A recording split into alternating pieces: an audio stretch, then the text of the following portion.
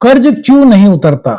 इसके क्या ज्योतिषीय कारण हो सकते हैं और क्या छोटे से सरल उपाय हो सकते हैं जिससे कि आपको कुछ राहत के संकेत मिल सकते हैं? कर्क राशि वालों, क्या बार बार कर्ज चुकाने की कोशिश के बावजूद भी पैसा आपके हाथ से निकल जाता है, यानी कि आप कर्ज को चुकाने में सफल नहीं हो पाते? क्या कभी आपने सोचा है कि मेहनत आपकी है, कमाई आपकी है, फिर भी कर्ज आखिर क्यों नहीं उतर रहा?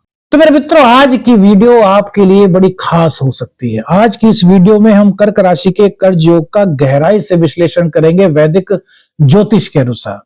देखिए, कर्क राशि और कर्ज का ज्योतिषीय संबंध आखिर क्या है? कर्क राशि चंद्रमा की राशि है, चंचलता से प्रभावित है। कर्क राशि के लोग इमोशनल होते हैं। ये राशि भावनाओं में, मतलब भावना प्रधान राशि होती है। परिवार, सुरक्षा और मानसिक स्थिरता से जुड़ी हुई होती है। सच्ची राशि होती है। सच्ची से हमारा मतलब यह नहीं कि अन्य राशि सच्ची नहीं होती। हमारा कहने का मतलब है कि ये भावनाओं में बहुत ज्यादा विश्वास रखते हैं। क्या आपके साथ भी ऐसा होता है? हमें अपनी राय बताइएगा। लेकिन मेरे मित्रों, जब बात आती है कर्ज की, तब हमें देखना होता है छठा भाव। वैदिक ज्योतिष के अनुसार छठा भाव रोग, रिपु और ऋण का होता है। कर्क राशि का जो छठा भाव है वो धनु राशि का होता है। धनु राशि के स्वामी होते हैं बृहस्पति। छठा भाव क्या दर्शाता है? रोग, रिपु, ऋण, जैसे कि हमने आपको भी बताया। इसी के साथ साथ यहाँ बृहस्पति देव हैं। बृहस्पति देव की यह राशि है, तो कानूनी उलझन, थोड़ा सा आर्थिक दबाव, यदि यह भाव या इसका स्वामी मेरे मित्रों पीड़ित हो जाए, अब जैसे कि बृहस्पति राहु के साथ बैठे हो, बृहस्पति शनि के साथ बैठे हो तो अच्छा भी है, लेकिन कर्ज के लिए थोड़ा सा यहाँ पर ज्योतिष के अनुसार अच्छा नहीं। तो व्यक्ति क्या है कि चाह करके भी कर्ज से मुक्त नहीं हो पाता। और चंद्रदेव हैं, तो चंद्रदेव बहुत जल्दी जल्दी राशि चेंज करते हैं। तो कर्क राशि के लोगों में बहुत अलग अलग तरह के विचार होते हैं। आज उतार देंगे, कल उतार देंगे, फिर पैसा आया, एकदम से उतारने की चाह हुई लेकिन एकदम से दूसरा कोई काम आ गया। मतलब वो निर्णय नहीं कर पाते कि यार पहले उस जरूरी काम को देखें या कर्ज को उतारें। अब समस्या यहां पर कहां से आती है मेरे मित्रों? धनु राशि के स्वामी हैं गुरु बृहस्पति। ज्ञान के कारक हैं, धर्म के कारक हैं, नैतिकता के कारक हैं, सलाह के कारक हैं, विस्तार के कारक हैं। लेकिन जब गुरु कमजोर हों, वक्री हों, राहु या शनि से पीड़ित हों, राहु की शनि की दृष्टि उन पर हो या राहु और शनि की के साथ उनकी युति हो कुंडली में, तो व्यक्ति गलत सलाह के चलते कर्ज ले लेता है या फिर जरूरत से ज्यादा उधार ले लेता है। उसको लगता है कि यार मैं गलत उधार ले रहा हूं, लेकिन फिर भी बृहस्पति अगर कुंडली में पीड़ित है तो वो उधार ले लेता है। या फिर कभी कभी भावनाओं में बह करके आर्थिक रूप से निर्णय लेता है और उसी के चलते उस पर कर्ज होने की संभावना बन जाती है। आपके साथ कौन सा कारण है? यदि आपके ऊपर कर्ज है तो इनमें से कौन सी वजह से आपने कर्ज लिया? हमें अपनी राय बताइए। अब यही कारण बनता है मेरे मित्रों कर्ज बढ़ने का। कर्क राशि वालों की सबसे बड़ी गलती क्या होती है? कर्क राशि वाले भावुक होते हैं। भावुक होना अच्छी बात है, लेकिन गलत जगह पर अगर भावुक हो जाए मेरे मित्रों, तो ये कहीं ना कहीं कुछ परेशानी भी जीवन में ला सकता है। अब देखिए क्या होता है कि भावना प्रधान राशि है, तो कभी रिश्तों के लिए कर्ज लेती है। भाई हमारा कोई रिश्तेदार है, उससे कोई दिक्कत आई, हमारे पास पैसे नहीं है, उसने मदद मांगी तो हमने कर्ज लेकर के उसकी मदद कर दी। काम तो हमने अच्छा किया है ना, अगर हम देखें तो हमने बहुत अच्छा काम किया है। भावना प्रधान राशि है, बहुत जल्दी कर देती है। परिवार की जिम्मेदारी खुद पर लेना है। यार परिवार में कोई जिम्मेदारी है भैया, कोई और करने वाला नहीं है भैया, हम भी नहीं कर सकते, लेकिन हम कर्ज लेकर के पूर्ण करने की कोशिश करेंगे। इनका दिल इस तरीके से सोचता है। ये अपने ऊपर परिवार की जिम्मेदारी ले लेते हैं कि भैया कोई और जिम्मेदारी ले रहा हो ना ले रहा हो, हम जो कर्क राशि वाले जातक हैं वो बताना मेरे मित्रों कि आपके साथ भी ऐसा होता है, तो वो जिम्मेदारी ले लेते हैं और उसके लिए कर्ज लेते हैं। कोई बात नहीं, मैं उतार दूंगा, अभी फिलहाल जिम्मेदारी मैं निभा लूंगा। या फिर दूसरों की समस्या अपने ऊपर ले लेना। कोई साथी है, कोई मित्र है, कोई जानने वाला है, उसने बताया कि ये समस्या, अरे कोई बात नहीं हम आपकी मदद कर देंगे, और हो सकता है इसी के चलते हुए कर्ज ले लें। चंद्रमा है ना यहाँ पर, तो इमोशनलनेस आ गई। तो मेरे मित्रों, अब तक आपने समझा कि ये क्यों कर्ज ले लेते हैं, लेकिन अब ये समझिए कि कौन से ग्रह हैं जो कर्ज को लंबा खींचते हैं, जो कर्ज को उतरने नहीं देते। वो कौन से ग्रह हैं?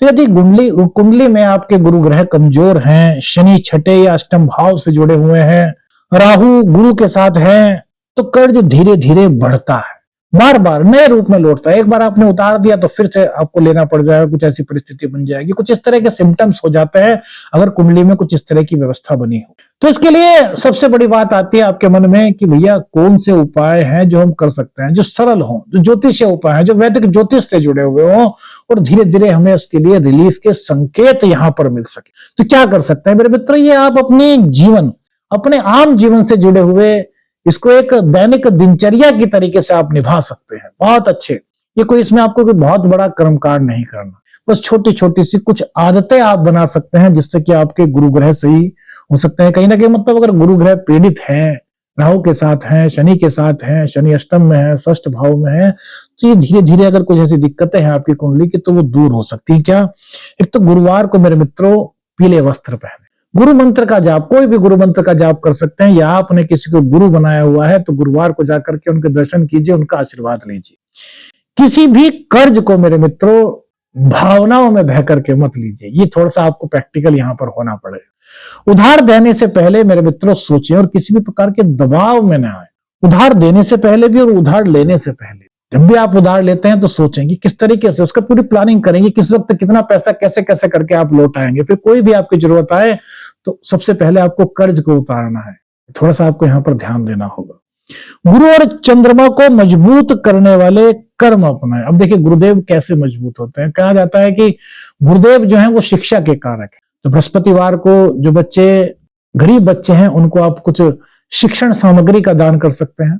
चंद्रमा को कैसे मजबूत करें? चंद्रमा को मजबूत करने के लिए तो सबको पता होगा कि वैदिक ज्योतिष शास्त्र में एक बहुत सरल उपाय बताया गया है शिव महापुराण में, कि भगवान शिव को रोजाना थोड़ा सा कच्चा दूध अर्पित करते हैं, भगवान शिव का दूध से अभिषेक करते हैं। तो अगर चंद्रमा कुंडली में पीड़ित है, चंद्रमा कमजोर है, तो धीरे धीरे धीरे चंद्रमा की कृपा आपको भगवान शिव की आशीर्वाद से मिल सकती है ना। अब इसके अलावा मेरे मित्रों ये चीज तो हुई उपाय के तौर पर। अब यहाँ पर अगर शनि भी है तो जरूरतमंदों की सहायता करें। भाई शनि के साथ गुरु बैठे हैं, या फिर शनि का और चंद्रमा का युति है, या दृष्टि संबंध आपकी कुंडली में बना हुआ है, या राहु और चंद्र की युति है, या दृष्टि संबंध बना हुआ है, तो अगर शनि की वजह से कुछ दिक्कत हो रही है तो फिर आपको गरीबों की, असहायों की मदद करनी चाहिए। राहु की वजह से हो रही है तो राहु का उपाय सबसे, जो वैदिक ज्योतिष के अनुसार सबसे अच्छा उपाय, जो सबसे सरल उपाय हो सकता है मेरे मित्रों, क्या है? जो पानी वाला नारियल होता है वो प्रत्येक बुधवार को माता रानी के मंदिर में जाकर के माता रानी को भेंट करें और उनसे प्रार्थना करें कि जो मेरा कर्ज है ये उतर जाए, माता रानी ऐसी कृपा कीजिए। अपनी श्रद्धा और समर्पण से के साथ माता रानी को भेंट कीजिए। अब देखिए कर्क राशि वालों के लिए एक चीज आपको बताएं कि उपाय तभी फल देते हैं मेरे मित्रों जब अनुशासन और संयम हो, श्रद्धा और समर्पण हो। ये चीजें बहुत जरूरी होती है मेरे मित्रों। कर्क राशि वालों के लिए कर्ज कोई आर्थिक, साधारण आर्थिक समस्या नहीं है, बल्कि भावना और ग्रहों का एक संयुक्त परिणाम है मेरे मित्रों।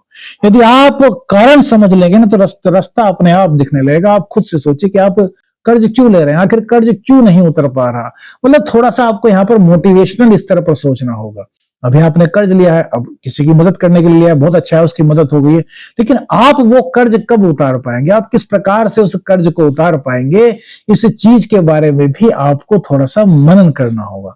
बाकी ये छोटे छोटे हमने सरल उपाय बताए, ये भी कहीं ना कहीं आपकी कुछ मदद कर सकते हैं और जीवन में आपके आगे बढ़ने का मार्ग आपको सुझा सकते हैं। कौन सी बात आपको आपके जीवन से जुड़ी हुई लगी हमें कमेंट्स में बताइएगा। अगले राशिफल में फिर मिलेंगे एक नए सब्जेक्ट के साथ। आप भी अपना सब्जेक्ट दे सकते हैं।